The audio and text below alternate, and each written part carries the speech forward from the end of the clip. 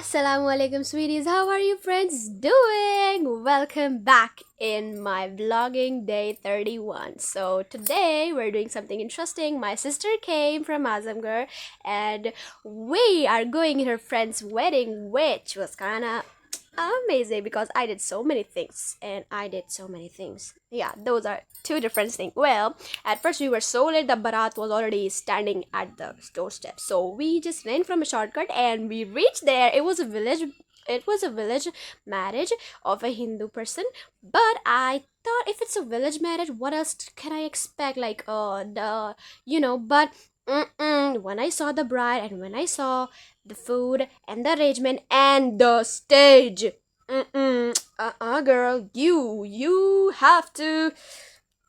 I can't. I just can't. I cannot believe it's a village marriage, and I wasn't expecting too much. Well, the barat is already on the gate, so the firecrackers were going, and me and my sister and her two friends were talking because her another friend's already a bride. So that's a stage. Just look at the stage. Oh my god, can you believe it? That stage in a village. Oh my god, you just cannot underestimate village people. Nah.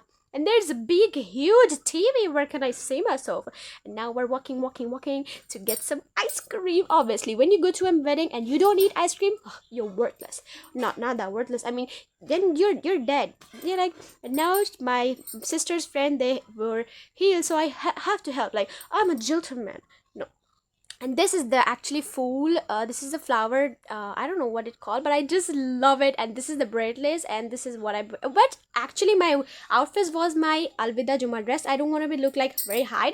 Well, our bride is already here. Can you believe it? I was so excited, like it was almost my friend's wedding, but I cannot. I just have to, like, control myself. Look how, mashallah, alhamdulillah, she's beautiful. Well, at that day, surprisingly, was temperature was 41 something, but at her wedding time it was so windy, like I could not feel a single drop of sweat off my body. So, oh my god, God bless her wedding, bro. You gotta understand it. And now the wedding is here. The photographer and the cameraman were just digging up on his face, so on her face, and and look at her, I'm gonna give you a close up. And now the bride and the groom, they're all standing together, and it's amazing. Look, when you will see in the what happened next, and you will be amazed. Like, yeah, I'm serious. Well, now the dolly is down. Oh, that's called a dolly. Yeah, that's called a dolly, by the way. I forgot. And now when you will see this, you will be amazed. Look at this balloon! Sorry, I did the scream too much, but look at that balloon. Oh my god, I was obsessed. And this, oh my god, you're kidding. You're joking with me. No. I did not see that. I'm in a celebrity wedding or what? Oh my god. No, I am amazed. And look at the stage from close up. I did not go there until the bride came, and now I came to the close up.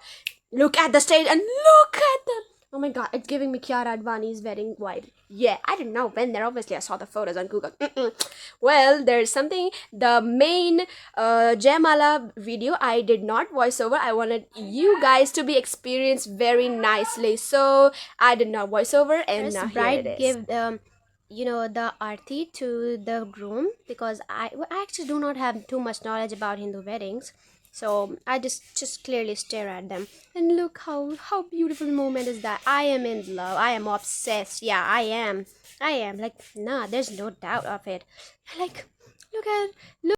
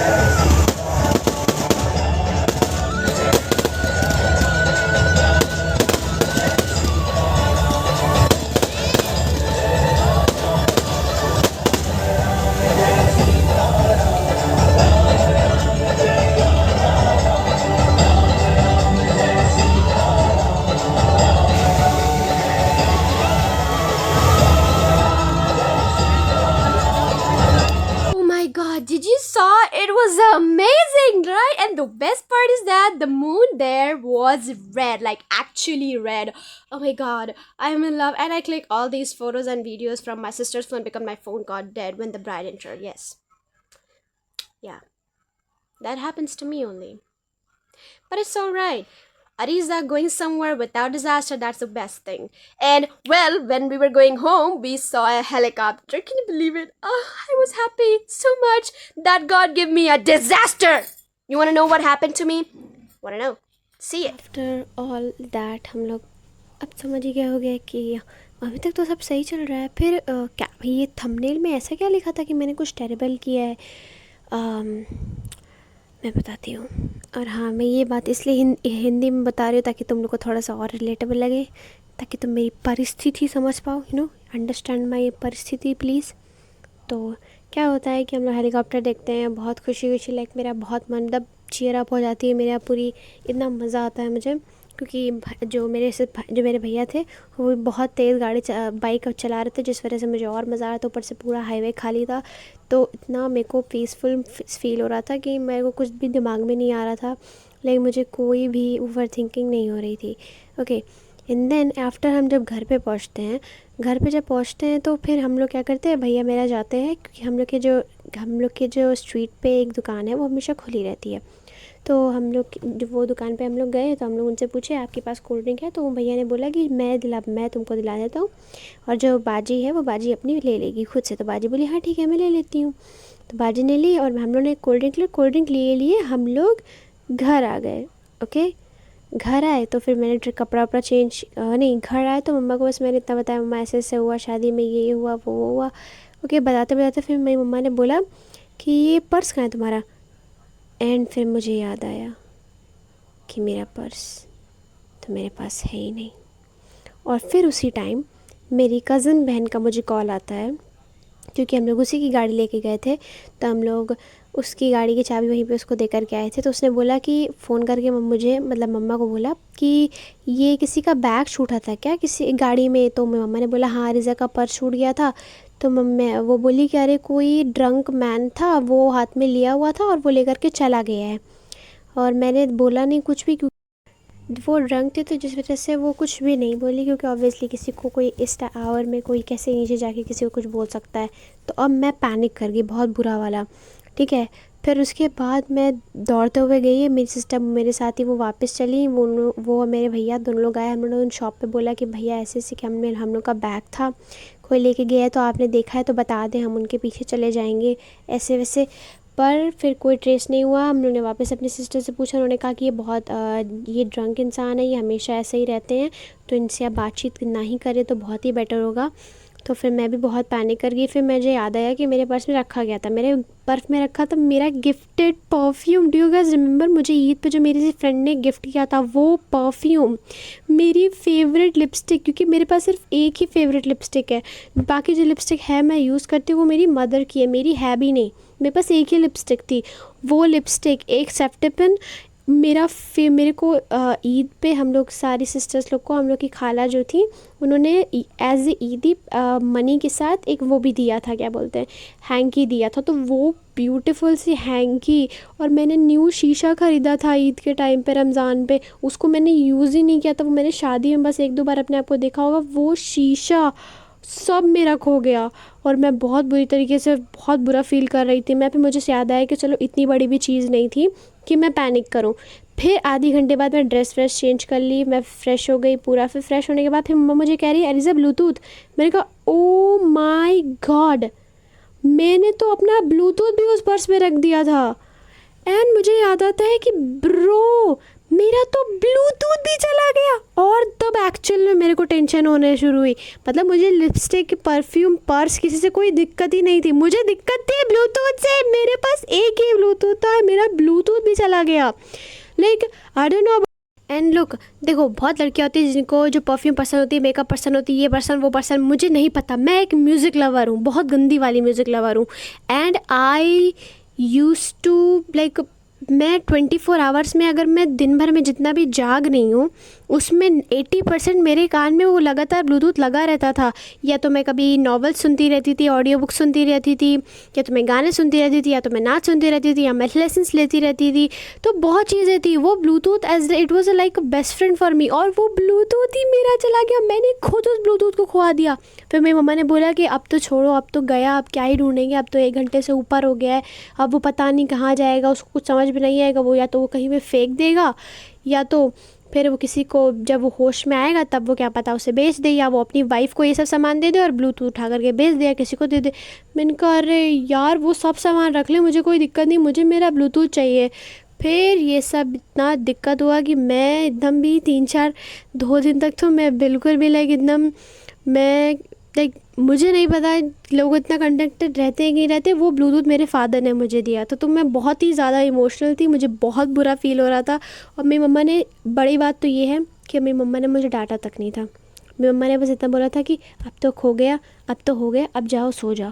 And वो मुझे और hurt कर रहा था क्योंकि मेरी mummy को Bluetooth लगा के मतलब मम्मी की सीरियल देखने की आदत है, क्योंकि मम्मा के ड्रामा देखती है, तो के ड्रामा लाइक कुछ लोग को नहीं पसंद होते हैं। तो जिस वजह से मम्मा मेरी क्या करती थी, ब्लूटूथ लगा के देखती थी। आपने लव व्लॉग्स में भी देखा होगा कि मैंने बताया कि मेरी मम्मा के ड्रामा देखती है। ओके, बट मेरी मम्मा आप कैसे देखेंगी। और पिछले 4-5 दिन से तो मम्मी मेरी बिल्कुल डिस्टर्ब हो गई है ब्लूटूथ के चक्कर में। मैं भी डिस्टर्ब हो गई क्योंकि मुझे गाना सबको सुनाते हुए खुद सुनने की आदत नहीं है। मैं गाना अपने लिए अकेले सुनती हूँ। मैं कभी कभी फॉन्क सुनती हूँ, मैं कभी स्लो म्यूज़िक सुनती हूँ, कभी बहुत हाई म्यूज़िक सुनती हूँ, कभी बाहर के लैंग्वेज के गाने होते। So after all terrible thing यही हुई कि मैंने अपना पर्स खो दिया, जिसमें मेरी लिपस्टिक, मेरा परफ्यूम, मेरी सेफ्टन, मेरी हैंकी, मेरी न्यू मिरर और मेरा ब्लूटूथ था। सो मैं तुम लोग को बस इसलिए बता रही हूँ स्वीटीज़, क्योंकि मैं नहीं चाहती जो मैंने स्टुपिडिटी करी है वो स्टुपिडिटी तुम भी करो। और वो पता नहीं क्या सोच के वो बैग मैंने उतार के आगे उस सीट पे रख दिया था, मुझे नहीं पता। But for you guys, let just never forget कि तुमने क्या लिया है। और तुम कभी भी कहीं भी रुक रहे हो, कहीं जा रहे हो, please always check up on your thing and your stuffs bro. I am serious, मुझे बहुत बड़ा लेसन मिल गया है, ठीक है। मेरा ब्लूटूथ खो गया, मेरे आधी ज़िंदगी तबाह हो चुकी है। तो तुम्हारे साथ कुछ ऐसा ना हो। सो प्लीज़ मेक श्योर कि आप कहीं भी जा रहे हो अपने स्टफ़ हमेशा चेकआउट मारते रहो कि सब चीज़ें हैं कि नहीं है, ताकि कहीं भी अगर कुछ छूट भी गया हो तो आप जा करके उसे फट से रिकवर कर ले। मेरी तरह बैठ करके फ्रेश हो करके फिर 1 घंटे बाद याद ना करें कि अरे ब्लूटूथ भी खो गया है। Okay, that's all for today. बाकी Allah Hafiz, take care, drink some water, stay hydrated, and good night. And moral of the story, please take care of your stuffs. And I agree, मेरे साथ ये छोटी सी चीज़ इसलिए हुई होगी because अल्लाह पाक always gives you difficulties because of a reason. और आपके साथ कुछ भी होता है it's just because of a reason. तो मैं मानती हूँ, अब मुझे लगता है कि मेरे साथ ये छोटी सी चीज़ इसलिए हुई ताकि मैं आगे कुछ बड़ा करने से पहले मुझे उस चीज़ के लिए ऑलरेडी लेसन मिल जाए। So guys and sweeties and boys and girls, we all stay positive, right? Ladies and gentlemen, we are positive gang, so don't stress out। और मेरे लिए टेंशन मत लो, मुझे न्यू ब्लूटूथ मिल गया है, बस उसका चार्जर नहीं है, वो मुझे चार्जर खरीदना, बाकी वो भी हो जाता है तो मैं वो भी बता दूंगी। And that's all for today. Good night, अल्लाह हाफिज़, take care, drink water, stay hydrated and pray for my mental health. Bye bye.